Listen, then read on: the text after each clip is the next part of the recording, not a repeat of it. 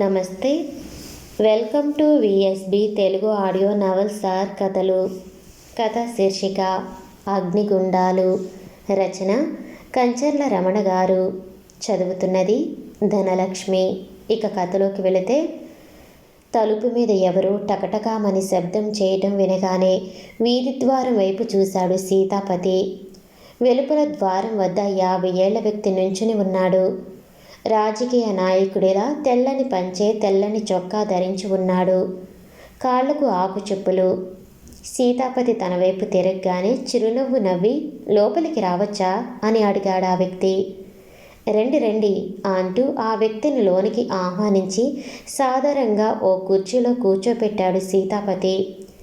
చెప్పండి, ఏమిటిలా వచ్చారు అన్నాడు అతనికి కాస్త దూరంలో టీవీగా నిలుచుంటూ సీతాపతి. నేను ఆంధ్ర యువత పత్రిక విలేకర్ని. నన్ను నాగరాజు అంటారు అంటూ ఆ వ్యక్తి తనను తాను పరిచయం చేసుకోగానే, నమస్కారం, నా పేరు సీతాపతి, ఎంఏ ఫిలాసఫీ చదువుతున్నాను అంటూ తన గురించి చెప్పుకున్నాడు సీతాపతి. నేటి యువతి అనే కొత్త శీర్షిక ప్రారంభించింది మా పత్రిక ఈ మధ్య. ఆ శీర్షిక కోసం విశాఖపట్నంలోని యువకుల్ని కొందరిని ఇంటర్వ్యూ చేసి ఫోటోలతో సహా బోగట్టా పంపమని సంపాదకుల ఆదేశం. మీకు అభ్యంతరం లేకపోతే మిమ్మల్ని ఇంటర్వ్యూ చేయాలనుకుంటున్నాను. తను వచ్చిన పని చెప్పుకున్నాడు నాగరాజు. సీతాపతి వెంటనే జవాబియ్యలేదు. ఈ మధ్య కొన్ని పత్రికలు కొంతమంది యువకులతో ఇంటర్వ్యూ జరిపి వాటిని ఆ వ్యక్తుల ఫోటోలతో సహా ఘనంగా వేసుకుంటున్నాయి.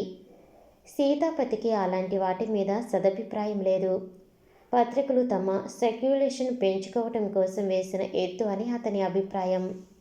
అబ్బే, నేను చాలా సామాన్యుణ్ణండి. మీ పత్రిక వాళ్ళు ఇంటర్వ్యూ చేసి వేసుకోదగ్గ గణనీయమైన వ్యక్తిని కాను అన్నాడు సీతాపతి 2 నిమిషాలు పోయాక. అవునో కాదో ముందు నన్ను ఇంటర్వ్యూ చేయనండి. మీ భావాలు పత్రికలో వేసుకోదగ్గవి కాకపోతే నేనే పంపనులేండి. నాగరాజు అలా అనటంతో సీతాపతి మరి మాట్లాడలేకపోయాడు. చూడండి, నేను కనీసం గంట సేపైనా ఇంటర్వ్యూ చేస్తాను. అంచేత మీరు కూడా కూర్చుంటే బాగుంటుంది అన్నాడు నాగరాజు. సీతాపతి తను కూడా ఓ కుర్చీలో కూర్చున్నాడు. సీతాపతి గారు, మీకు దేని గురించి అయినా నిశ్చితాభిప్రాయం లేకపోతే లేదని చెప్పండి. ఉంటే అది ఎలాంటిదైనా నలుగురు ఆమోదించరన్న అనుమానం ఉన్నా అది మీ మనసుకు నప్పింది కాబట్టి ధైర్యంగా స్థిరంగా చెప్పండి, పర్వాలేదు అన్నాడు నాగరాజు. అతను పెట్టిన షరతులకు తన అంగీకారం తెలియచేస్తున్నట్టుగా సీతాపతి తలూపాడు. ఇంటర్వ్యూ ఆరంభించాడు నాగరాజు. ఫ్యాషన్ల గురించి మీ అభిప్రాయం ఏమిటి? ఫ్యాషన్లు ఉండాలి. అంటే వెర్రిమొర్రి రకాలు ఎన్ని వచ్చినా అవి అంగీకరించి తీరాలి అంటారు. అది ఫ్యాషన్ కాబట్టి, కొత్తది కాబట్టి అది ప్రతి ఒక్కరూ అంగీకరించి తీరాలని నేననటం లేదు. ఏదైనా ఫ్యాషన్ మీకు నచ్చితే అది మీరు అవలంబించండి. అంతేకాని ఫ్యాషన్లు మాకొద్దు అంటూ అదే నియమంగా పాటించడం నాకు ఇష్టం లేదు. ఇక్కడ నాదో సందేహం. ప్రతిదానికి ఓ అర్థం ఉండాలి. బట్టలు కట్టుకోవటంలో మన ఉద్దేశం మన నగ్నత్వం కప్పుకోవటం. అలాంటప్పుడు మెల్బాటం అని, నేరో కట్ అని, పార్లస్ అని ఏమిటి వెర్రితనం? టైలర్లను పోషించడానికా? క్షణంసేపు ఆలోచించి సీతాపతి అన్నాడు. మీ వాదనలో ఉన్న ప్రమాదం మీరు గుర్తించినట్లు లేదు. అంటే బట్టల ఉద్దేశం నగ్నత్వం కప్పుకోవటం అయినప్పుడు ప్యాంటుగాను, పంచిగాను, చొక్కగాను ఎందుకు ఏర్పాటు? మీ ఫిలాసఫీ ఈ విషయంలో స్పష్టం చేయండి. సంప్రదాయం మంచిదే కానీ నవ్యత్వానికి గొడ్డలి పెట్టే మేడల్లో ఉన్న మనం మన పెద్దల సంప్రదాయం పట్టుకుని వేలాడి ఉంటే పూరిపాకల్లో నివసించే ఉండేవాళ్ళం. అలాగే పూరిళ్లలో నివసించిన మన పూర్వులు రాతి గుహల్లో ఉండాల్సి వచ్చేది. కొత్తదనం సృజనాత్మక శక్తికి చిహ్నం. కొత్తదనం వద్దంటున్నామంటే సృజనాత్మక శక్తిని చంపుతున్నామన్నమాట. బాగుంది. ఇక ఈనాటి మన ఆర్థిక దుస్థితికి కారణమేమిటి? ఎవరి బాధ్యతలు వారు నిర్వహించకపోవటం. కాస్త విశదీకరించండి. మాస్టర్లు కుర్రాళ్ళు సరిగ్గా చదవటం లేదంటారు. కుర్రాళ్ళు మాస్టర్లు సరిగ్గా చెప్పటం లేదంటారు. రెండూ నిజమే కొంతవరకు. అయితే చాలా మటుకు తన తప్పు పక్కవాడి మీదకు నెట్టేసి తప్పించుకు తిరిగే వ్యవహారమే సాగుతుంది. మీరనేదేమంటే దేశంలో ఉన్న అనర్థాలన్నిటికీ కారణం మనలో ఆత్మవిమర్శ లేకపోవటం. అవును, కానీ తరుణోపాయం కనపడటం లేదు. మీరు చెప్పే పరిష్కార మార్గాలేమిటి? చెప్తాను. మనిషి ఎంత కష్టపడి సంపాదించాలని పూనుకుంటే అంత సంపాదించుకోగలిగే ఆర్థిక పద్ధతి కావాలి. ఏనాడైనా పని చేయకుండా బద్దకిస్తే ఆ రోజు తాను పస్తుండాల్సి వస్తుందేమో అన్న భయం ఉండాలి. అంటే మీరు సోషలిజానికి వ్యతిరేకులన్నమాట. మీరు ఆ మాట అనే తీరు ఎలాగుందంటే నేను దొంగనని చెప్తున్నట్టుగా ఉంది. నేను చెప్పింది జాగ్రత్తగా విని ఆలోచించండి. ప్రభుత్వం జీతాలు పెంచుతుంది, కానీ ఉత్పత్తి తరుగుతుంది. ఇదే కొన్నాళ్ల పాటు సాగితే మనందరం పంచుకోవటానికి పేదరికం, ఆకలి, అప్పులు మిగులుతాయి తప్ప ఇంకోటి ఉండదు. ఇంగ్లీషు రాజభాషగా, బోధనా భాషగా ఉంచటంలో మీ అభిప్రాయం ఏమిటి? ఇంగ్లీష్ను మనం అంతర్జాతీయ భాషగా గౌరవించి నేర్చుకుందాం. దాంతో సరే. మన వంటింటి లెక్కలతో సహా అన్నీ ఇంగ్లీష్లో ఉండాలంటే మరి మన భాషలెందుకు? మన భాషలు ఆఖరకు దైనందిన పరిపాలన వ్యవహారాలు సాగించటానికి కూడా పనికి రావంటే మన భాషలను ఏ రోజే మర్చిపోవటానికి కృషి చేయటం మంచిది. నాగరాజు కుర్చీలోంచి లేచాడు. సీతాపతి అనుమతి పొంది గదిలోని వస్తువుల్ని పరిశీలించసాగాడు. సీతాపతి పుస్తకాలున్న అలమరలో మూలగా బుల్వర్కర్ ఆగుపించింది. మీకు బుల్వర్కర్ వాడే అలవాటుందన్నమాట. ఆశ్చర్యంగా కళ్ళు పెట్టి సీతాపతి వైపు తిరిగి అన్నాడు నాగరాజు. అవునండి, అంతేకాదు మార్నింగ్ వాక్ కూడా అలవాటుంది. వైజాగ్ బాక్సింగ్ క్లబ్లో మెంబర్ని. ఓహో, అలాగా. తల పంకించి మళ్ళా గదిలోని వస్తువుల పరిశీలనలో పడ్డాడు నాగరాజు. కొంచెం వాడిన మందారాలతో అలంకరించిన వెంకటేశ్వర స్వామి పటం అల్మరాలో మొదటి అరలో ఉంది. మీరు దేవుడన్నా ప్రార్థనలు జరపటమన్నా నమ్ముతారన్నమాట. అవును, నమ్ముతాను. మానవుడికి సంక్రమించిన సకల విద్యలు అతడు తన మనస్సు కేంద్రీకరించగలిగే శక్తి వల్లనే పొందాడు. ప్రార్థనలు, పూజలు ఆ శక్తిని పెంచుతాయి. మనసుని నిశ్చలం చేయటం వల్ల మనోశక్తిని కేంద్రీకరించటం, ఆ శక్తిని కావలసిన దోవలో ప్రసరింపచేయటం సాధ్యమవుతుంది చెప్పాడు సీతాపతి. అలా ఇంకో అరగంట అనేక విషయాల మీద సీతాపతి అభిప్రాయాల్ని పొందాడు నాగరాజు. ఆ తర్వాత వెళ్ళిపోయాడు సీతాపతికి గుడ్ లక్ చెప్పి. మీ ఇంటర్వ్యూ పడ్డ పత్రిక పంపిస్తాను, చూతురు గాని అన్నాడు నాగరాజు వెళ్ళిపోయే ముందు. 2 నెలలైనా సీతాపతితోటి జరిగిన ఇంటర్వ్యూ పడ్డ పత్రిక సీతాపతికి రాలేదు. గ్రంథాలయానికి పోయి ఆంధ్రయువత పత్రిక పాత కాపీలు తెప్పించి తిరిగేసి చూశాడు. ఎక్కడ తనతోటి జరిపిన ఇంటర్వ్యూ పడలేదు. బహుశా తన అభిప్రాయాలు సంపాదకుడికి నచ్చకపోయి ఉండవచ్చు సమాధానపడ్డాడు సీతాపతి. అయితే వారం రోజులు తిరగకుండానే ఇంకో విచిత్రమైన సంఘటన జరిగింది. ఆ రోజు ఉదయం 5:30 గంటల ప్రాంతంలో మార్నింగ్ వాక్ కోసం రామకృష్ణ మిషన్ బీచ్ వరకు వెళ్ళాడు సీతాపతి. తిరిగి వస్తుండగా అతనికి కాస్త దూరంలో ఓ కారు వేగంగా వచ్చి ఆగింది. అందులోంచి 4 యువకులు గబగబా దిగారు. సీతాపతి వారిని మునిపెన్నడూ చూడలేదు ఊర్లో. పొడుగ్గా జులపాలు, గుబురుగా గెడ్డాలు, మీసాలు పెంచుకుని ఉన్నారు. కళ్లకు నల్ల కళ్ళద్దాలున్నాయి. తల మీద క్రికెట్ క్యాప్స్ ఉన్నాయి. వారు తిన్నగా సీతాపతిని సమీపించారు. సీతాపతికి అటూ ఇటూ 2 నిలుచుంటే 3వ వ్యక్తి సీతాపతి వెనుక నిలుచున్నాడు. 4వ వ్యక్తి తిన్నగా వచ్చి సీతాపతి కాలరు అందుకుని దవడ మీద టపీ టపీమని 2 గుద్దులు గుద్దాడు. సీతాపతి దిగ్భ్రాంతుడయ్యాడు. ఎవరు వీళ్ళు? ఎందుకు కొడుతున్నారు తనను? తానేం చేశాడని ఈ దండ ప్రయోగం? సమ్మెట పోట్లాల్లాంటి దెబ్బల బాధను ఓర్చుకుంటూ ఆపండి మీ దౌర్జన్యం, ఎవరిని చూసి ఎవరనుకుంటున్నారో అరిచాడు సీతాపతి. దెబ్బలు కొట్టిన వ్యక్తి సీతాపతి మాటలు వినిపించుకోలేదు. మరి 2 గుద్దులు వెంటనే సీతాపతి దవడ మీద కొట్టాడు. సీతాపతికి కోపం పొడుచుకు వచ్చింది, కానీ తమాయించుకున్నాడు. చెప్తుంటే మీ కాదు, ఎందుకు నన్ను కొడుతున్నారు? మళ్ళా అడిగాడు. ఆ వ్యక్తి ఇంకోసారి చెయ్యి విసిరబోయాడు. దాంతో సీతాపతి కోపం నసాళానికి అంటింది. ఇదేదో రౌడీ గుంపు అనుకున్నాను. గత 3 ఏళ్లుగా తను బాక్సింగ్ ఛాంపియన్గా విశాఖ క్లబ్లో పేరు తెచ్చుకున్నట్టు వాళ్లకు తెలియదు. అంతే, సీతాపతి ఏనుగుల గుంపులో సింహపు పిల్లి అయిపోయాడు. తనను అంతవరకు కొడుతున్న వ్యక్తిని అమాంతంగా 2 చేతులతో ఎత్తి నేలకు కుదేశాడు. అతడు లేవటానికి 5 నిమిషాలైనా పడుతుంది. ఈ లోపున మిగతా వారు అతని మీద ఒక్కుమ్మడిగా పడ్డారు. మెరుపుల్లాంటి ముష్టిఘాతాలతో వారిని తగురీతిగా సత్కరించాడు. పావుగంట నడిచింది ముష్టి యుద్ధం. సీతాపతి ఒంటి మీద ఒక్కసారంటే ఒక్కసారి చెయ్యి వెయ్యలేకపోయారు ఆ నలుగురు. తమ పని అయిపోయిందనుకున్నారు కాబోలు. తాము వచ్చిన కారులోకి దూకి ఎలా వచ్చారో అలాగే తుర్రుమన్నారు 2 నిమిషాల్లో. ఆ దుర్మార్గులకు గట్టిగానే బుద్ధి చెప్పినందుకు తృప్తిగా నిట్టూర్చి ఇంటి త్రోవ పట్టాడు సీతాపతి. తన గదికి తిరిగి వస్తున్నాడన్న మాటే కానీ సీతాపతిలో లెక్కలేనన్ని ఆలోచనలు ముసురుకున్నాయి. కనీసం చెప్పుకోవటానికైనా తనకు శత్రువులు లేరు. తనది రాజుల వంశం.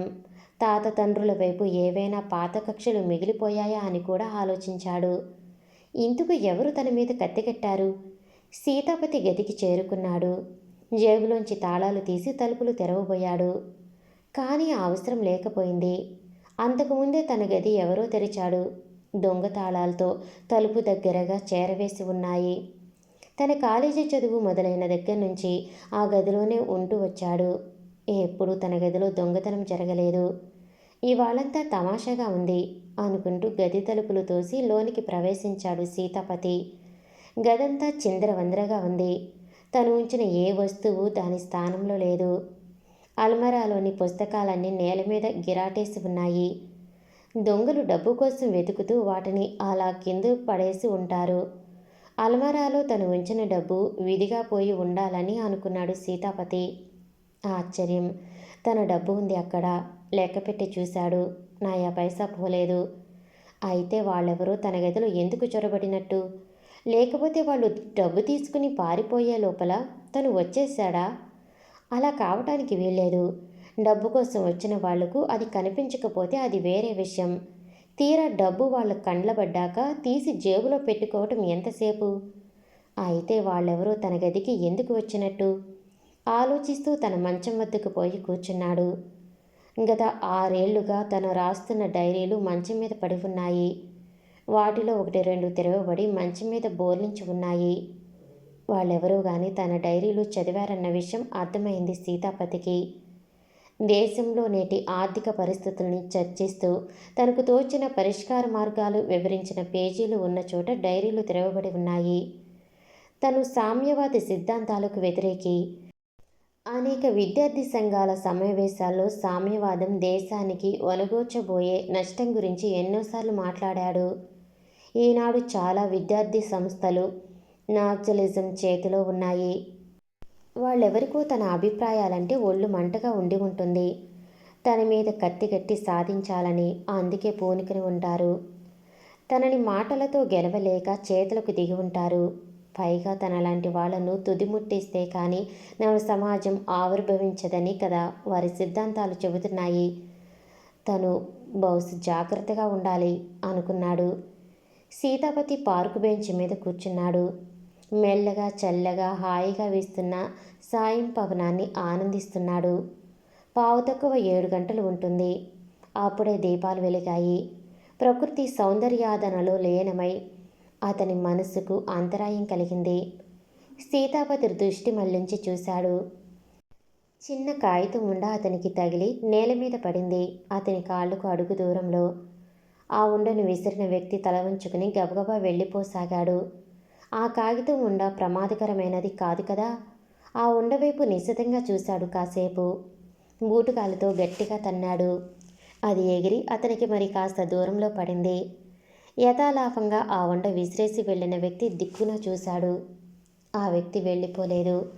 చెట్ల నీడలో తన మొహం దాచుకుని ఆ ఉండను తీసి చూడమన్నట్లుగా సైగ చేస్తున్నాడు ఆ వ్యక్తి. తను కూర్చున్న బెంచి మించి ఒక్క దూకు దూకాడు ఆ వ్యక్తి నిలుచున్న చెట్ల వైపుకు. సీతాపతి ఊహలు అంతకు ముందే చదివేస్తున్నట్టుగా సీతాపతిలో కదలిక ఆవిపించగానే ఆ వ్యక్తి రోడ్డు మీదకు దూకి జనంలో కలిసిపోయాడు. కాస్తంత నిరాశ చెందాడు సీతాపతి. మళ్ళీ పార్కులోకి వచ్చి కూర్చున్నాడు. ఆ కాగితం ఉండ ఇంకా అక్కడే ఉంది. మెల్లగా ఉంగి వేళ్లతో అందుకున్నాడు. ఉండ మెత్తగా తగిలింది. విప్పాడు. అదొక ఉత్తరం తన పేరున ఉంది. సీతాపతి చదవనారంభించాడు. అన్నయ్య అలా పిలిచేవారు తనకెవరున్నారు? సీతాపతి అచ్చరు పొందాడు. నువ్వు నాకెలా తెలుసని ఆశ్చర్యపోతున్నావు కదూ. ఆపదలో ఉన్న వాళ్ళను ఆదుకునే నీ సుగుణం గురించి నాకు తెలుసు. ఒకసారి కొందరు రోమియోలు ఓ అమ్మాయిని వెంబడించి అసహ్యంగా మాట్లాడుతూ ఏడ్పిస్తుంటే అది చూసి వాళ్లకు తగు రీతిగా దేహశుద్ధి చేసి బుద్ధి చెప్పావు. అలాగే ఇంకోసారి ఈత కొలనులో దిగి చేతులు కాళ్ళు ఆడించలేక నిస్సహాయంగా మునిగిపోతూ ఉన్న ఓ కుర్రాన్ని బయటికి లాగి రక్షించావు. ఈనాడు నేను పెద్ద ఆపదలో ఉన్నాను. నన్ను కొంతమంది దుర్మార్గులు ఎత్తుకుపోయారు. నేను సీతమ్మ ధార శ్మశానానికి దగ్గరగా ఉన్న పాడుపడ్డ దెయ్యాల మేడలో బందీని అయి ఉన్నాను. నన్ను ఆ దుండగులు తమ సుఖాల కీలుబొమ్మగా వాడుకుంటున్నారు. అన్నయ్య, నా భర్తనో నా తండ్రినో లేదా పోలీసు వాళ్ళనో సహాయం ఆర్థించక నిన్నే ఎందుకు అడిగాను అని అనుకోవచ్చు. పోలీస్ డిపార్ట్మెంటు సంగతి నేను వేరేగా చెప్పనక్కర్లేదు. నీకు తెలుసు. ఇక నా తండ్రి కానీ నా భర్త కానీ నన్ను రక్షించబోనుకోరు. చెడిన దాన్ని వెనక్కి తెచ్చుకుని తమ గౌరవ మర్యాదలు ఎలా పోగొట్టుకుంటారు వారు? ఈ ఉత్తరం అందించే వ్యక్తి ఆ ముఠాలో వాడే. కానీ వాణ్ణేమీ అనుకో. నా మీద ఎలాగో జాలి కలిగి ఈ మాత్రం సాయం చేయటానికి అంగీకరించాడు. అన్నయ్య, వస్తావు కదూ? ఈ సోదరిని రక్షిస్తావు కదూ? క్షణాలు యుగాలుగా, రోజులు సంవత్సరాలుగా గడుపుతున్నాను. ఎంత త్వరగా వస్తావో. ఇట్లు సోదరి అనసూయ. ఉత్తరం చదువుతుంటే సీతాపతి గుండెలు ఆవేశంతో ఊగిపోయాయి. ఆ క్షణంలోనే బయలుదేరి ఆ అమ్మాయిని బంధించిన ముష్కరుల్ని ముక్కలు ముక్కలుగా నరికి పారేయాలన్నంత ఆగ్రహం వచ్చిందతడికి. నిగ్రహించుకున్నాడు. ఆ ఉత్తరం ఇంకొకరి చేతిలో పడిందంటే చాలా ప్రమాదం. దాన్ని చిన్న చిన్న ముక్కలుగా చేసి రోడ్డు మీదకు వచ్చి సైడు కాలువలోకి గిరాటేశాడు. బరువుగా నిట్టూర్చి గదికి బయలుదేరాడు. ఆపదలో చిక్కుకున్న అమ్మాయిని ఎలాగైనా రక్షించి తీరాలన్న ఆవేశపు ఉప్పెనతో కొట్టుకుపోయాడు సీతాపతి చాలాసేపు. ఆమెను ఎలా రక్షించాలో పథకాలు వేస్తుంటే సీతాపతి ఆవేశం కాస్త తగ్గుముఖం పట్టింది. ఆలోచన నిదానంగా సాగింది. కొంప తీసి తనను ఉత్తరం మిషాతో ఏకాంత ప్రదేశానికి లాక్కొచ్చి తన్నెందుకు జరుపుతున్న పన్నాగం కాదు కదా ఇది? దీర్ఘంగా ఆలోచించాడు కాసేపు. ఒకసారి ఉత్తరంలోని విషయాలన్నీ గుర్తుకు తెచ్చుకున్నాడు. ఆ ఉత్తరం యథార్థమైనదిలాగానే కనిపిస్తుంది. ఒకవేళ ఆ ఉత్తరం నిజమైనది కాకపోయినా తన ప్రత్యర్థుల్ని ప్రత్యక్షంగా చూసే అవకాశమైనా కలుగుతుంది. అంచేత ఆ ఉత్తరం నిజమని నమ్మి వెళ్ళటంలోనే లాభం ఉంది అనుకున్నాడు. శ్మశానానికి ఎడంగా గుబురుగా అల్లిపిల్లిగా ఎదిగిన రావి, వేప, మర్రి, పనస, టేకు చెట్ల మధ్య ఉంది దెయ్యాల మేడ. గాలికి విసురుగా ఊగుతున్న చెట్ల కొమ్మల రాపిడి, ఆకులు గెలగల శబ్దం తప్ప ఇంకో శబ్దం వినిపించటం లేదు. పట్టపగలే ఇంత చీకటిగా ఉంది. రాత్రైతే ఎవరు అడుగుపెట్టారేమో అనుకుంటూ మేడలోకి ప్రవేశించాడు సీతాపతి. నేలంతా దుమ్ము, మట్టి, ఎండిన ఆకులు వగైరా చెత్త పడి అసహ్యంగా చీదరంగా ఉంది. ఎక్కడ పెడితే అక్కడ విస్తారంగా దట్టంగా సాలుగులు అల్లుకుని ఉన్నాయి. గబ్బిలాలు ఎగురుతున్నాయి అటు ఇటు. ఇందులో ఎవరు ఉంటున్న జాడలేదే అనుకుంటూ మొహానికి ఒంటికి చుట్టుకుపోతున్న సాలిగూళ్లను చేతులతో చుట్టి విదిలించుకుంటూ హాలు దాటి మేడమెట్లు ఎక్కసాగాడు సీతాపతి. అదే సమయంలో పెద్ద శబ్దం అయ్యింది అతని వెనుగ్గా. కంగారుగా వెనుదిరిగి చూశాడు. మేడ మీది గోడ కొంతమేర విరిగి నేల కూలింది. మళ్ళా మరుక్షణంలో భరించలేని నిశ్శబ్దం అలుముకుంది అంతటా. పాడుబడిన గోడ దనంతటా అదే విరిగి కూలిందా, లేక ఎవరైనా కూలదూశారా? ఆలోచిస్తూ మళ్ళా మేడమెట్లు ఎక్కసాగాడు సీతాపతి. ఇలా మేడ మీద వరండాలో అడుగుపెట్టాడో లేదో 2-3 గదుల తలుపులు ఒకేసారి పెళ్ళున కొట్టుకున్నాయి దనదనమంటూ. సీతాపతి గుండెలు అదిరిపడ్డాయి. ఇదంతా దెయ్యాల పని అనుకోవచ్చునా, లేక అనసూయను తను రక్షించడానికి వచ్చినట్టు వాళ్ళకు తెలిసిపోయిందా? ఏది ఏమైనా తను మరింత జాగ్రత్తగా ఉండాలనుకున్నాడు సీతాపతి. తనతో తెచ్చుకున్న సైకిలు చైను జేబులోంచి తీసి పట్టుకుని ముందుకు నడిచాడు. గది తర్వాత గది, మేడ మీది గదులన్నీ పరిశీలించాడు. ఎక్కడా పెట్ట మనిషి లేడు. తనను ఎవరో పూలుని చేయాలనుకున్నారు, సఫలీకృతులయ్యారు. చకచక మేడమెట్లు దిగి బయటకు వచ్చేశాడు.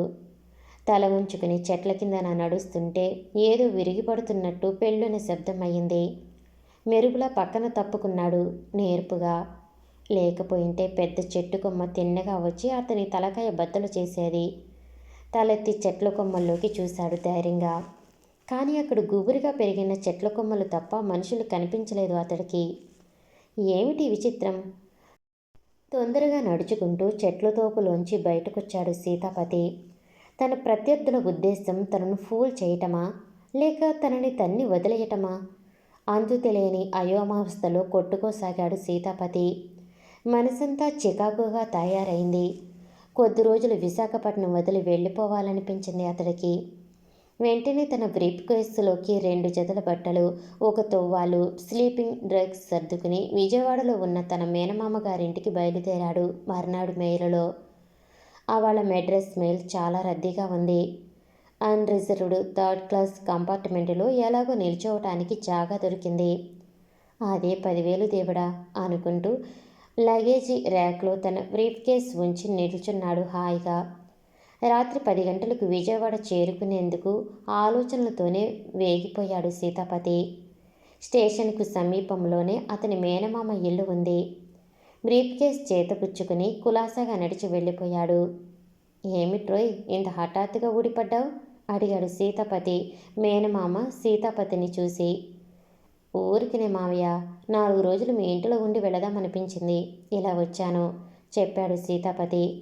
రాత్రికి తను వాడుకోవలసిన బట్టలు పెట్టెలోంచి బయటకు తీయాలని సీతాపతి బ్రీఫ్ కేస్ తెరిచాడు. సీతాపతి కళ్ళు జిగేల్మన్నాయి. ఆ పెట్టెలో మొత్తం ఎంతుందో కానీ పెట్టె నిండుగా సరికొత్త 100 రూపాయల నోట్ల కట్టలు పేర్చి ఉన్నాయి. కానీ తన బట్టలు లేవు. తను పెట్టెలోకి ఆ డబ్బెలా వచ్చింది? పెట్టెను అతి జాగ్రత్తగా పరిశీలించాడు. అది తనది కాదు. అంటే తన పెట్టె మారిపోయింది. అయినా మారటానికి తన పెట్టె లాంటిది ఎక్కడా ఇంకో పెట్టె అవుపించలేదు తనున్న కంపార్ట్మెంటులో. కానీ ఇదెలా సంభవం? ఆలోచించాడు సీతాపతి దీర్ఘంగా. ఏదో స్టేషన్లో పోలీసులు ఎందుకో ప్లాట్ఫారం మీద తిరుగుతూ ఎవరికోసమో వెతుకుతున్నట్టు ప్రతి కంపార్ట్మెంటులోకి చూసుకుంటూ వెళ్ళారు. అది గుర్తుకు వచ్చింది సీతాపతికి. అది సంగతి అని. అవి దొంగ నోట్లు. వేటకుక్కలాగు తన వెంటబడ్డ పోలీసులను చూసి ఏ క్షణానైనా పేలటానికి సిద్ధంగా ఉన్న టైం బాబు లాంటి నోట్లకట్టల బ్రీఫ్ కేస్ తక్షణం తన చేతిలోంచి వదిలించుకోవటం తప్ప వేరే గత్యంతరం లేదనుకుని అంటాడు ఆ వ్యక్తి. అదే సమయంలో తన బ్రీఫ్ కేస్ అవుపించింది. 2 ఒకేలా ఉండటం అతని అదృష్టం. మారు మాట్లాడకుండా పెట్టెను మార్చేశాడు. అతను తీసుకువెళ్ళిన తన పెట్టెలో తన అడ్రస్ ఉంది. తనకు అందించిన డబ్బు కోసం అతను తనను వెతుక్కుంటూ వస్తాడు తప్పకుండా. ఈ లోపున తనే పోలీసులకు హుషారిచ్చి ఆ వ్యక్తి తన వద్దకు వచ్చేటప్పటికి ఘనమైన అరదండాల స్వాగతం పోలీసుల చేత అందించాలి. తనకు టైం లేదు. వెంటనే తను విశాఖపట్నం వెళ్ళిపోవాలి మళ్ళా. మామయ్య, నేను ఇప్పుడే విశాఖపట్నం వెళ్తున్నాను. అంతా తర్వాత వివరంగా చెప్తాను. నాకు అడ్డు చెప్పకు, వస్తాను అని చెప్పి హౌరా మెలీకు తిరిగి విశాఖపట్నం బయలుదేరాడు. విశాఖపట్నం చేరుకోగానే తిన్నగా డిఎస్పి ఆఫీస్కి వెళ్ళాడు సీతాపతి. డిఎస్పిని పర్సనల్గా కలుసుకుని అర్జెంటుగా మాట్లాడి తీరాలని కోరుకోగానే అనుమతి వెంటనే లభించింది. డిఎస్పి సమక్షానికి వెళ్ళాడు సీతాపతి. బ్రీఫ్ కేస్ తెరిచి నోట్ల కట్టలు చూపిస్తూ తనకెలా ఆ పెట్టె దొరికింది సవిస్తరంగా చెప్పాడు డిఎస్పితో. అయితే ఇవి దొంగ నోట్లంటారు అన్నాడు డిఎస్పి సీతాపతి చెప్పిందంతా విని. అనే నా అనుమానం. లేకపోతే ఇంత డబ్బు నాకు వదిలిపెట్టి 500 చెల్లని నా బ్రీఫ్ కేస్ ఎత్తుకుపోయే మూర్ఖుడంటాడా? చెప్పండి. సీతాపతి వాదనలోని బలం గుర్తించాడు డిఎస్పి. ఇద్దరూ కలిసి పోలీస్ కారులో మహారాణిపేట స్టేట్ బ్యాంకు వెళ్ళారు. మేనేజర్కు నోట్లు చూపించి ఇవి మంచివో కావో చూసి చెప్పండి అని అడిగాడు డిఎస్పి. బ్యాంక్ మేనేజరు ఆలోచనలను అటు ఇటు చాలాసేపు చూసి హెడ్ క్వారియర్ను పిలిపించాడు. చూడండి, నిన్న ఇంత మొత్తం ఎవరైనా మన బ్రేక్లోంచి డ్రా చేశారా అని అడిగాడు. ఉండండి, చూసి వస్తాను అంటూ హెడ్ క్యాషియర్ వెళ్ళిపోయి అరగంట పోయాక తిరిగి వచ్చాడు. నిన్న కాదు కానీ 3 రోజుల క్రితం ఎక్మి ఎంటర్ప్రైజెస్ ప్రొప్రైటర్ శంకర్రావు గారు 10 లక్షలు డ్రా చేశారు. వాటి నంబర్లు నా వద్ద ఉన్నాయి ఇంకా చెప్పాడు హెడ్ క్యాషియర్. ఆ నోట్ల మీద నెంబర్లు క్యాషియర్ ఇచ్చిన నెంబర్లు చెక్ చేశారు. ఒకటే. అంటే ఇవి మంచి నోట్లు అన్నమాట ఆశ్చర్యపోతూ అన్నాడు డిఎస్పి. అవన్నీ మంచి నోట్లన్న విషయం సీతాపతిని కూడా ఆశ్చర్యంలో ముంచేసింది. అవన్నీ మంచి నోట్లయితే నోట్ల పెట్టుకు బదులు తన పెట్టున ఆ వ్యక్తి ఎవరో తీసుకెళ్ళటానికి కారణం ఏమిటి ఆలోచిస్తున్నాడు. ఆల్రైట్ మిస్టర్ సీతాపతి, ఆ డబ్బు యజమాని ఎవరో తేలింది. పదండి, అతనికి ఆ డబ్బు ఇచ్చి వచ్చేద్దాం అంటూ డిఎస్పి లేవగానే సీతాపతి కూడా లేచాడు. ఇద్దరు బ్యాంక్ మేనేజర్ దగ్గర సెలవు తీసుకుని బయటకు వచ్చి పోలీస్ కారెక్కారు. వాల్తేర్ ఆఫ్ ల్యాండ్స్లో ఉన్న శంకర్రావు బంగళాని పోలీస్ కారు సమీపించగానే కారును ఆపి ఇద్దరూ దిగారు. శంకర్రావు ఇంటి వద్దనే ఉన్నాడు. డిఎస్పిని సీతాపతిని సాదరంగా లోనికి ఆహ్వానించాడు. సీతాపతి సోఫాలో కూర్చుంటూ బ్రీఫ్ కేస్ తన ఒడిలో ఉంచుకుంటున్న సమయంలో శంకర్రావు ఆ పెట్టెని చూపిస్తున్నాడు. అరే, ఈ పెట్టె మీకు దొరికిందన్నమాట అన్నాడు ఆశ్చర్యంగా. వెంటనే సీతాపతి చేతులుంచి పెట్టెను లాక్కుని తెరిచి చూశాడు. అమ్మయ్య, ఎలా పెట్టినవి అలాగే ఉన్నాయి అని దీర్ఘంగా నిట్టూర్చి సీతాపతి వైపు తిరిగి మీ బ్రీఫ్ కేస్ తీసుకొస్తానుండండి అంటూ లేచి లోనికి పోయి సీతాపతి బ్రీఫ్ కేస్ తెచ్చి అందించాడు. సీతాపతి తన పెట్టె అందుకుని తన వస్తువులు సరిచూసుకున్నాడు. మావాడు మహా నిర్లక్ష్యంగా తయారయ్యాడండి. బ్యాంకులోంచి డబ్బు డ్రా చేసి ఇంటికి వెళ్ళిపోయాక అలా తుని వరకు వెళ్ళి వచ్చాడట. త్రోవలో ఈ గల్లంతు జరిగింది అన్నాడు శంకర్రావు సంజాయిషి చెప్పుకుంటున్నట్టుగా. సీతాపతి జ్ఞాపకం తెచ్చుకోసాగాడు. తన పెట్టెలాంటి పెట్టె పట్టుకుని ఎవరైనా తన కంపార్ట్మెంటు ఎక్కారా అని. ఎవరు ఎక్కినట్టు తనకు గుర్తులేదు. ఆ వ్యక్తి ఎవరైనా తన పెట్టె పక్కన అతని పెట్టె పెట్టి ఉంటే తనకు గుర్తు ఉండే ఉంటుంది. అలాంటిదేమీ జరగలేదు. అంటే శంకర్రావు అబద్ధం చెబుతున్నాడా? చెబితే ఎందుకు చెబుతున్నట్టు? ఏమో, ఏం జరిగిందో అంతా అయోమయంగా ఉంది తనకు. వస్తానండి అంటూ లేచాడు సీతాపతి. చేతులు జోడించి శంకర్రావుకు నమస్కరించాడు. డిఎస్పి కూడా లేచాడు. ఇద్దరు పోలీస్ కారు ఎక్కారు. 2 నెలల పాటు యూనివర్సిటీకి సెలవు ఇచ్చారు. 2 రోజుల పాటు స్వగ్రామం శృంగవరపు కోటలో ఉండి వద్దామనుకున్నాడు సీతాపతి. చిన్న సూట్ కేసులోకి బట్టలు సర్దుకుని శృంగవరపు కోట వెళ్ళాడు. ఊరికి దూరంగా శివాలయం, గెడ్డవట్టు, పుణ్యగిరి అడవులు. శృంగవరపు కోటలో ఉన్నవాళ్ళు రోజు సాయంకాలం పుణ్యగిరి కొండల వైపుకు షికారుకు పోవటం సీతాపతికి అలవాటు, చాలా ఇష్టం కూడా. ఆ రోజు సాయంకాలం 4 గంటలవుతుండగానే పుణ్యగిరి వైపు బయలుదేరాడు సీతాపతి. ఆకాశం అంతటా నల్లని మబ్బులతో దట్టంగా మూసుకుని ఉంది. ఏ క్షణానైనా వర్షం కురవవచ్చు. సీతాపతి శివాలయం దాటుతుంటే చిన్న తుంపర పడసాగింది. అయినా అతను వెనుదిరగ దలుచుకోలేదు. తను వెనక్కి మళ్ళగానే వర్షం తేలిపోవటం మామూలు. అందుకే ముందుకు నడిచిపోసాగాడు. 25 గజాల దూరం వెళ్ళాడో లేదో వర్షం ఎక్కువైంది. ఇంకో 5 నిమిషాలు తను అలా నడిచాడంటే తడిసి ముద్దవటం ఖాయం. కాసేపు ఎక్కడైనా తలదాచుకుంటే వర్షం తగ్గాక తిరిగి తన షికారు కొనసాగించవచ్చు. 4 వైపులా చూశాడు సీతాపతి. పల్లాంగు దూరంలో ఉన్న దిబ్బ మీద ఓ పూరిపాక కనిపించింది. ఒక్క పరుగులో అక్కడకు చేరుకున్నాడు, క్షణం కూడా ఆలస్యం చేయకుండా. వర్షం ఉధృతమైంది. హోరున కురుస్తుంది. 10 నిమిషాలు గడిచాయి. దీని తీరు చూస్తుంటే అరగంటలో కూడా తగ్గేటట్టు లేదు సీతాపతి అనుకుంటుంటే పాకావతల ఎవరివో తడిసిన పాదాలు ఆవుపించాయి. ఎవరు చెప్పమా అని అనుకుంటుంటే నెత్తిన గడ్డిగంప పెట్టుకుని ఒక ఆమె వర్షంలో తడిసి ముద్దయిపోయి లోనికి వచ్చింది. వస్తూనే ఏటి బాబు, మీరున్నారా ఇక్కడ అంటూ పలకరించింది సీతాపతి. సీతాపతి ఆశ్చర్యపోయాడు. ఆమె ఎవరో తనకు తెలియదు. ఆమెను తను ఎన్నడూ చూసినట్టు గుర్తులేదు. సీతాపతి బదులివ్వలేదు. ఆమె నెత్తిమీద గడ్డి కంపను ఓ మూలగా పడేసి చేతిలోని కొడవలిని విసురుగా అందులో తోసింది. నేను మీకెలా తెలుసు? అదేం బాబు, మీరు నాకు తెలియటి? మీరు వెంకటపతి రాజుగోరి అబ్బాయి గారు కాదేటి అంది. అవును, ఆమె చెప్పింది నిజమే.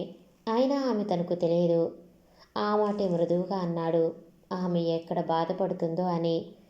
నన్ను పోకిరి సింహాచలం కూతున్నండి. గడ్డి బరకలు కొత్తే ఓన ఒట్టుకుంది చెప్పింది ఆమె. పోకిరి సింహాచలం ఎవరో సీతాపతికి తెలుసు. అతను తాలూకా కాఫీలో బంట్రోతుగా పనిచేస్తున్నాడు. కానీ అతనికి ఆ అమ్మాయి ఉన్నట్టు, అందున చక్రవధంలా అందాలు చెందే కూతురున్నట్టు తనకు తెలియదు. ఓహో అలాగా అన్నాడు బయటికి మనసులో ఎలాంటి భావాలు మెదులుతున్నా.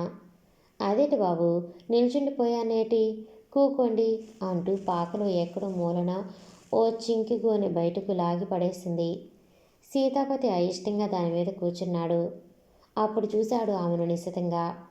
ఆమెకు 20 ఏళ్లుంటాయి. ఉన్న ఆకర్షణీయంగా ఉందామె. తడిసిన బట్టలు ఆమె శరీరం నిగారింపులు అతని ముత్యానికి అల్లరి పెట్టసాగాయి. అయినా నిగ్రహించుకున్నాడు. ధ్యాస వర్షం మీదకి మళ్లించుకున్నాడు. కానీ ఆమె అతని నిశ్చలతను భగ్నం చేసింది. భుజం మీద పైటను చేతిలోకి తీసుకుని నడుము వరకు ఉన్న చీరను ఒండగా చుట్టి నీళ్లు పిండుతున్న నెబ్బం మీద ఏపుగా ఎదిగిన తన గుండెల మీదికి కండల్ని అతనికి ప్రదర్శింపసాగింది. వేరే దిక్కుకు తన మొహం తిప్పుకుని ఆమెను గమనించినట్టు నటించసాగాడు సీతాపతి. మాట ఆమె పలికింది. ఆమె బట్టలు పిండుకునే కార్యక్రమం కానిచ్చిందనుకున్నాడు సీతాపతి. ఆమె వైపు తిరిగాడు. ఆమె ఇంకా నడుం వరకు పూర్తిగా నగ్నంగా ఉంది. షాకు తిన్నవాడిలా మళ్ళా మొహం తిప్పుకున్నాడు సీతాపతి. ఆమె పగలబడి నవ్వింది. అసలే ఎత్తైన ఆమె గుండెలు ఇంకా ఎగిరిపడ్డాయి. ఏమిటలా పట్టుకుపోతుండ్రు? సిగ్గు నాకుండాలి, మీకు కాదు అంది ఆమె ఇంకా నవ్వుతూనే. సీతాపతికి ఒళ్ళు మండిపోయింది. అయినా ఆమె ఆడది, ఏం చేయగలదు? వర్షాన్ని తిట్టుకుంటూ కూర్చున్నాడు. బయట మా షెడ్ ఓన, లోపల సలిసలిగా ఉంది. ఎచ్చగా తొంగుందాం రారాదు అడిగింది ఆమె అతనికి చేరువుగా వస్తూ. పిండి విదిలించిన చీర ఒంటి మీద కప్పుకున్న ఆమె ఇంకా నగ్నంగానే అవుపిస్తుంది. బట్ట ఆమె ఒంటిని అతుక్కుపోయి. సీతాపతి మాట్లాడలేదు. రాయిలా కదలకుండా కూర్చున్నాడు. ఏటి పలకవేటి? నా నేట అంటున్నాను, ఇనిపించనేదేటి అంటూ ఆమె వంగుని అతని చుబుకం పట్టుకుని మొహాన్ని తన వైపుకు తిప్పుకోవాలని ప్రయత్నించింది. సీతాపతి సహనం కోల్పోయాడు. చివాలున లేచి నుంచున్నాడు. ఆమెను వదిలించుకోవాలన్న అతని ఉద్దేశం ఆమె ఊహించిందేమో. అదే అనుకుని అతని గుండెల మీద వాలిపోయి బలంగా అతన్ని కౌగిలిలో బిగించింది. రాబోతున్న ఉప్పెన ఊహించాడు సీతాపతి. తనను చుట్టివేసిన ఆమె చేతుల్ని కర్కశంగా లాగేసి, చిచి ఆడదానివి ఇంత తెగింపా అంటూ ఆమెను పక్కకు నెట్టేసి బోరున కుడుస్తున్న వర్షంలో బయటికి వచ్చేసి ఇంటి త్రోవ పట్టాడు.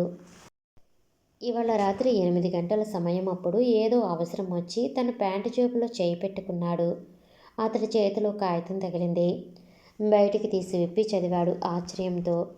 ఒరే ఫూల్, కోరి వచ్చిన ఆడదంటే అతి చులకనగా మగవాడికి అన్నమాట పాత మాట. అయినా నాకు తెలియక అడుగుతాను.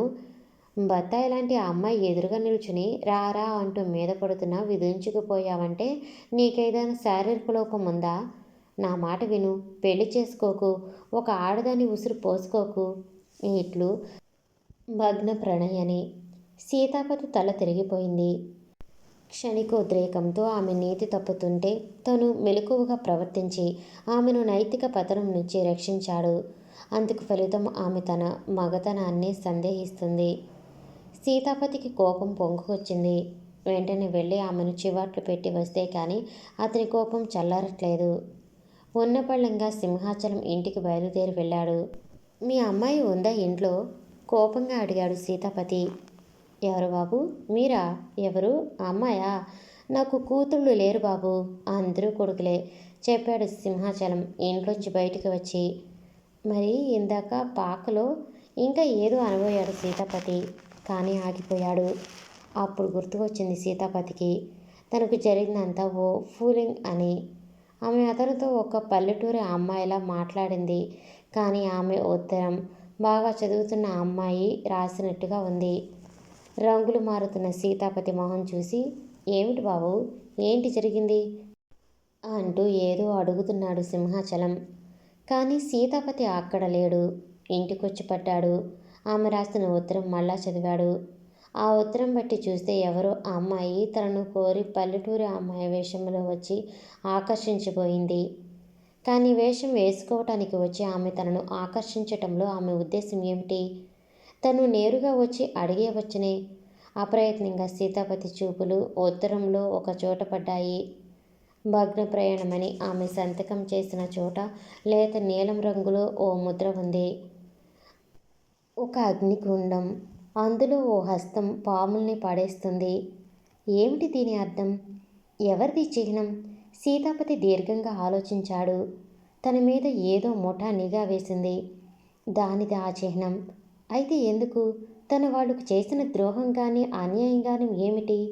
ఆ ప్రశ్నలకు సమాధానం కనుక్కుంటే కానీ తను శాంతంగా ఉండలేడు. మర్నాడు ఉదయం బస్సుకే విశాఖపట్నం బయలుదేరాడు సీతాపతి. తనకు అత్యంత సన్నిహితంగా ఉన్న తన బాక్సింగ్ క్లబ్ మెంబర్లకు, యూనివర్సిటీలో తనకు బాగా తెలిసిన ప్రొఫెసర్లకు, తనతోటి విద్యార్థులకు ఆ ముద్రను చూపించాడు. ఎవరూ కూడా ఏ సంగతి చెప్పలేకపోయారు. సీతాపతికి నిరాశ చెందలేదు. శృంగవరపు కోటలో తనను షెడ్యూస్ చేయబోయిన ఆ అమ్మాయి కనిపిస్తే తనను గుర్తుపట్టగలడు. కానీ ఆ అమ్మాయి మళ్ళా అవుపిస్తుందా అన్నదే పెద్ద ప్రశ్న. ఏది ఏమైనా తనకు జరిగిన విచిత్రమైన సంఘటనలన్నిటిలోనూ తనకు తెలియవచ్చిన పేరు శంకర్రావు ఒకటే. తన వెంటబడిన ముఠాకి అతనికి ఏదో సంబంధం ఉండాలి. తిన్నగా పోయి శంకర్రావుని అడిగాడు. ఈ ముద్ర ఏ పార్టీకి సంబంధించిందో చెప్పండి అంటూ. ఏమో నాకేం తెలుసు, అయినా తిన్నగా వచ్చి నన్నే అడిగే ధైర్యం నీకెలా వచ్చింది? కళ్ళు పెద్దవి చేసి కోపంగా చూస్తూ అన్నాడు శంకర్రావు. సీతాపతి అవాక్కైపోయాడు. మంచిగా మర్యాదగా అడిగితే శంకర్రావు నుంచి సమాధానం పొందటం కష్టమన్నది సీతాపతికి అర్థమైంది. అంతేకాదు, శంకర్రావు మాట్లాడే తీరు చూస్తుంటే అతనికి ఆ యొక్క ముఠాకు సంబంధం ఉండదని స్పష్టమైంది.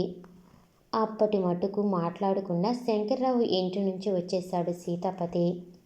రాత్రి 1 గంట దాటింది. రోడ్డు పక్కనున్న చెట్ల నీడల్లోంచి శంకర్రావు ఇంటిని జాగ్రత్తగా పరిశీలిస్తున్నాడు సీతాపతి. అప్పటికి గంట నుంచి ఆ ఇంటి ముందు బీటు వేసి ఉన్నాడు. శంకర్రావు ఇంటిలోని ఆఖరి దీపం ఆరిపోయి అరగంట పైగా అయ్యింది. రోడ్డుకు అటు ఇటు చూశాడు. ఎక్కడా జనసంచారం లేదు. శంకర్రావు ఇంటి ప్రహరీ దాటి అవతలకు చేరుకున్నాడు. లైట్లు ఆర్పేసిన ఇంటికి వెలుపల ఉన్న తోటలో ఎవరైనా ఉన్నారేమో కాసేపు చెవులు రిక్కించి ఉన్నాడు. గాలికి ఊగుతున్న చెట్ల ఆకుల గలగలలు తప్ప ఇంకో శబ్దం వినిరావటం లేదు. శంకర్రావు ఇంటికి 2 పర్యాయములు వచ్చాడు సీతాపతి. చూచయాగా ఆ ఇంటి తీరు తెలుసు. నీటి పైపును ఆధారంగా చేసుకుని మేడ మీదకు ఎగబాకాడు. మేడ మీద బాల్కనీలో నిలబడి లోనికి చూశాడు. బాల్కనీకి ఆనుకున్న గదిలో మందంగా దీపం వెలుగుతుంది. గది మధ్యలోనున్న మంచం మీద పరుపు మీద ఎవరో నిద్రపోతున్నారు. వరండా వైపు తెరిచి ఉన్నాయి ఆ గది తలుపులు. లోనికి పోవటం సీతాపతికి అందుకే కష్టం కాలేదు. గదిలో ఉన్న బీరువాల్లోనూ టేబుల్ సరుగుల్లోనూ తనకు కావలసిన విషయం గురించి వెతకసాగాడు. ఏవేవో పుస్తకాలు, ఆఫీస్ కాగితాలు, ఫైళ్లు అవుపించాయి కానీ వాటి మీద ఎక్కడా తను చూపిన ముద్ర కనిపించలేదు. అతనిలో నిరాశ తొంగి చూసింది. అయినా పట్టు వదలలేదు. ఆ గదిలో మరికొన్ని ర్యాక్స్, అలమారాలు ఉన్నాయి. వాటి వైపుకు కదిలాడు సీతాపతి. ఒక్కో పుస్తకం ఫైల్ తెరిచి చూడసాగాడు. విసుగొస్తుంది. అయినా తెచ్చిపెట్టుకుంటున్నాడు ఉత్సాహం. చివరకు అతని ప్రయత్నం ఫలించింది. ఉత్తరం మీదున్న ముద్ర వంటి ముద్రలు గల ఓ ఫైల్ కనిపించింది. ఆ ఫైలు చంకకిరికించుకుని తన అదృష్టానికి పొంగిపోతూ అక్కడి నుంచి వెళ్ళిపోవటానికి వెనుతిరిగాడు. అంతే. అతని తల మీద ఏదో బరువుగా బలంగా పడి ఫట్ మంది. సీతాపతి కళ్ళ ముందు పచ్చని వెలుతురు ముద్ద ముద్దలుగా అవుపించి మరుక్షణంలో పుంజడు చుక్కలుగా మారిపోయి అదృశ్యమయ్యాయి. అతని కళ్ళ ముందు చిక్కని నల్లని చీకటి తెర నిలిచింది. సీతాపతి స్పృహ కోల్పోయాడు. సీతాపతికి స్పృహ వచ్చింది. కళ్ళు తెరిచి చూశాడు. ఎదురుగా సోఫాలో శంకర్రావు కూర్చుని ఉన్నాడు. అతని పక్కన అతని వయసు వాడే ఒక అపరిచిత వ్యక్తి ఉన్నాడు. ఏమిటి శంకర్రావు గారు, ఎందుకు నన్ను కొట్టించారు? అడిగాడు సీతాపతి ఆవేశంగా. ఆవేశపడుకు మిస్టర్ సీతాపతి, అంతా చెప్తాను. ఉన్న చోటుని విశ్రాంతిగా కూర్చుని అంతా విను చెప్పాడు శంకర్రావు. అలాగే చెప్పండి. నా వెంట ఎందుకు ఇలా పడుతుంది మీ మూట? నాకు డబ్బు లేదు. నాకు ప్రభుత్వ రహస్యాలు తెలియవు. ఇంకా ఏదేదో చెప్పబోయాడు. ఉద్రేకం తగ్గించుకోమంటూ శంకర్రావు చెయ్యి ఊపగానే సీతాపతి ఆగిపోయాడు. ఈయన పేరు శంకర్రావు. నాకు ప్రాణ స్నేహితుడే కాకుండా నా వ్యాపారాలన్నిటిలోనూ ఇతడు భాగస్థుడు. మేమిద్దరం కలిసి చేయని వ్యాపారం లేదు, చూడని ఊరు లేదు, అనుభవించని ఆనందం లేదు. అదంతా గతం. ఇప్పుడు వ్యాపారాన్ని మా కుర్రాళ్ళకు అప్పచెప్పి విశ్రాంతి తీసుకుంటున్నాం. వాల్తేరు ల్యాండ్స్లో మాలాంటి ధనిక వృద్ధులకు ఓ క్లబ్ ఉంది. ఓ రోజు కబుర్లలో మా ఈశ్వర్రావు ఏమన్నాడంటే, మన నిఘంటువుల్లోంచి నీతి, నిజాయితీ, మంచితనం, న్యాయం మొదలైన పదాలు తీసేయాలి అని. ఏం అని నేను ప్రశ్నించాను. ఈ రోజుల్లో నీతిపరుడు ఎవడన్నా ఉన్నాడు అంటే వాడు అసమర్థుడై ఉండాలి, లేదా వాడికి అవకాశాలు దొరక్కపోయినా ఉండాలి అన్నాడు. అంటే నీ ఉద్దేశంలో ఈనాడు అందరూ దగుల్బాజీలు, దోపిడీ దొంగలు, ఉండాకోర్లు అంటావు అని అడిగాను. అవును, మనందరం పెద్ద మనుషుల బురకాలు వేసుకున్న బందిపోటు దొంగలం అన్నాడు ఈశ్వర్రావు. నా ఒళ్ళు మండిపోయింది. ఈ లోకంలో కొంతమంది అవినీతిగా బ్రతుకుతున్నారంటే నాకు బాధ కలగకపోను. పోని చాలా మటుకు అని అన్న ఏదో సర్దిపుచ్చుకునేవాణ్ణి. అందరూ అంటున్నాడు. అలా వాడు అందరికీ ఒకే బిరుదు తగిలించడం భరించలేకపోయాను. ఈ లోకంలో కొంతమంది అయినా మంచివాళ్ళు, నిజాయితీపరులు, న్యాయం కోసం పడిచచ్చేవారు లేకపోలేదు అని గట్టిగా వాదించాను. ఒప్పుకోను అంటూ మొండిగా వాదించాడు ఈశ్వర్రావు. మాకు రుజువు కావాలి. అందుకు మేమిద్దరం ఒక పథకం వేశాం. మా క్లబ్లో ఉన్న మిగతా సభ్యుల సహాయం కోరాం. వారు కూడా మా పథకంలో ఆసక్తి చూపారు. ఈ పథకం చివరికంటా అయ్యే ఖర్చు నేను భరిస్తాను. ఒకవేళ ఈశ్వరరావు ఓడిన పక్షంలో ఆ ఖర్చంతా వాడు ఇచ్చుకోవాలి. ఈశ్వరరావు ఓకే అన్నాడు. పాత భావాలు, పాతకాలపు చాదస్తాలకు బానిసలు ముసలివాళ్ళు. అందువల్ల మేము కుర్రవాళ్ళనే ఎన్నుకున్నాం. ముందుగా విశాఖపట్నంలోని కుర్రవాళ్లతో మొదలు పెట్టదలుచుకున్నాం. ముందు ఆయా కుర్రవాళ్లలో మంచితనం, నీతి, నిజాయితీ, తల మీద నమ్మకం ఉందో లేదో తెలుసుకోవాలిగా.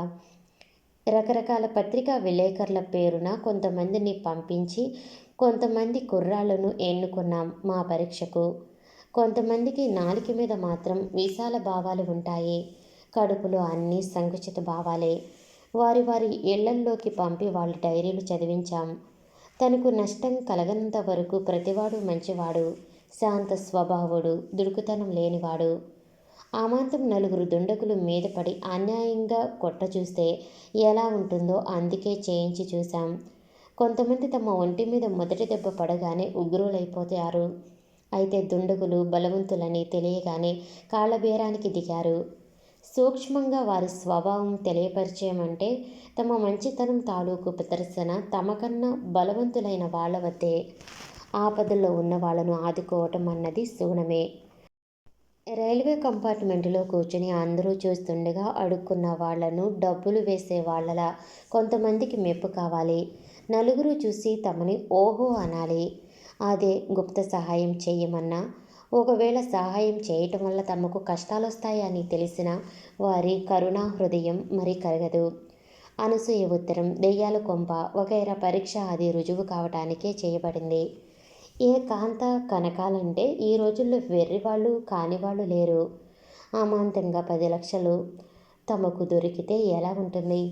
అకస్మాత్తుగా అప్సరస లాంటి అమ్మాయి అనువైన ప్రదేశంలో ఒంటరిగా కనిపించి ఊరించి రమ్మంటే ఎలా ఉంటుంది? ఆ పరీక్షలోనూ నువ్వు నెగ్గావు. మేము సృష్టించిన అగ్నిగుండాలన్నిటినీ జయప్రదంగా దాటావు. మిస్టర్ సీతాపతి, నా పందెం గెలవటానికి నువ్వే కారణం. నీతో పాటుగా మేం పరీక్షకు తీసుకున్న వాళ్ళందరూ ఒక సంఘటనలో కాకపోయినా రెండో సంఘటనలో లొంగిపోయారు. నీలాంటి వాళ్ళు ఇంకా ఈ భూమి మీద ఉండబట్టే ఇంకా దయ, జాలి, కరుణ, న్యాయం ఉన్నాయి బ్రతికి అంటూ శంకర్రావు తన సోఫాలోంచి లేచి వచ్చి సీతాపతిని గాఢంగా కౌలించుకున్నాడు. సీతాపతికి నోటమాట రాలేదు. కొయ్యి బొమ్మలా ఉండిపోయాడు. ఈశ్వరరావు కూడా లేచి వచ్చి సీతాపతిని అభినందించాడు. మిస్టర్ సీతాపతి, నాదో ప్రపోజల్ ఉంది, ఆలోచించి చెప్పండి అన్నాడు ఈశ్వర్రావు. చెప్పండి అన్నాడు సీతాపతి. మా శంకర్రావు ధర్మమా అని మిమ్మల్ని కనుగొన్నాం. త్వరలో కాకినాడలో మా కంపెనీ తాలూకు బ్రాంచ్ ఒకటి తెరవబోతున్నాం. దానికి మిమ్మల్ని మేనేజర్గా నియమించదలుచుకున్నాం. ఏమంటారు అన్నాడు ఈశ్వర్రావు. వెరీ గుడ్ ఐడియా అనేది అంటూ మెచ్చుకున్నాడు శంకర్రావు. నిదానంగా కాసేపు ఆలోచించి ముందుగా నన్ను అసిస్టెంట్ మేనేజర్గా తీసుకోండి. అనుభవం గడించుకుంటాను. 2-3 సంవత్సరాలు నా పనితనం చూశాక ఆ మీదట మీకు నచ్చితే నన్ను మేనేజర్ని చెయ్యండి అన్నాడు సీతాపతి నెమ్మదిగా. సీతాపతి సమాధానం వింటూనే శభాష్, ఆఖరి పరీక్షలో కూడా విజయమయ్యావు అంటూ చప్పట్లు చరిచాడు ఈశ్వర్రావు. అదేంరా నివ్వెరపోతూ అన్నాడు శంకర్రావు. ఒరేయ్, నువ్వు అన్ని పరీక్షలు పెట్టావు. స్త్రీ వ్యామోహం, ధనాకాంక్ష ఉన్నాయో లేదో చూశావు. కానీ మన వాడికి అధికార వంచ ఉందో లేదో పరీక్ష చేయలేదు. నీకు మేనేజర్ పదవి ఇస్తాను అంటే అతని రియాక్షన్ ఎలా ఉంటాయో చూశాను. నాకు బాగా నచ్చాడు ఈ వ్యక్తి. అతనికి అసిస్టెంట్ మేనేజర్ ఉద్యోగం ఇచ్చేద్దాం అన్నాడు ఈశ్వర్రావు. సీతాపతి కృతజ్ఞతాపూర్వకంగా వారిద్దరికీ నమస్కరించి ఆనందంతో ఇంటికి బయలుదేరాడు. సమాప్తం. నేను వినిపించే ఆడియో కథలు, నవల్స్ మీకు నచ్చినట్లయితే మరిన్ని కథల కోసం షేర్ చేసి, లైక్ చేసి, సబ్స్క్రైబ్ చేసుకోండి. Thank you for watching.